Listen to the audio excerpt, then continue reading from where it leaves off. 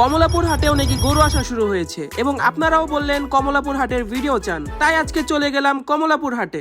শুরুতেই কমলাপুর হাটে ঢুকে দেখি হাটের কাজ চলমান, মোটামুটি হাটের কাজ অনেকটা ধীর গতিতেই আগাচ্ছে। তারপর আমি এবং আমার বন্ধু সামনের দিকে যেতে থাকি গরু দেখার উদ্দেশ্যে।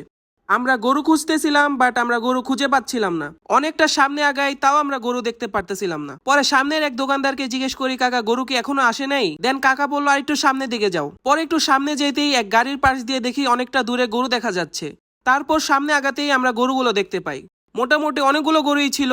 মাশাআল্লাহ, গরুগুলো দেখতে খুবই সুন্দর লাগতেছিল।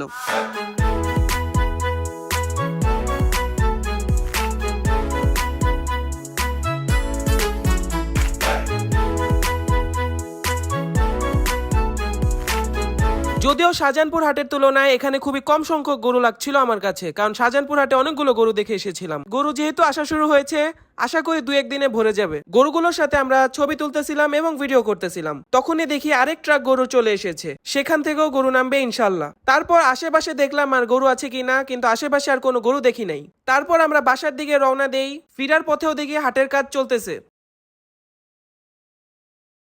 টিটিপাড়া আন্ডারপাসটি পার করার সময় দেখলাম আন্ডারপাসের দুই পাশেই গরু আছে। মাশাআল্লাহ, এখানে অনেকগুলো গরু আছে এবং প্রতিটি গরুই মাশাআল্লাহ অনেক সুন্দর। এখানে গরুগুলো দেখার পরে আমরা চলে গেলাম স্টেডিয়ামের পাশে, সেখানে গরু আছে কিনা দেখার জন্য।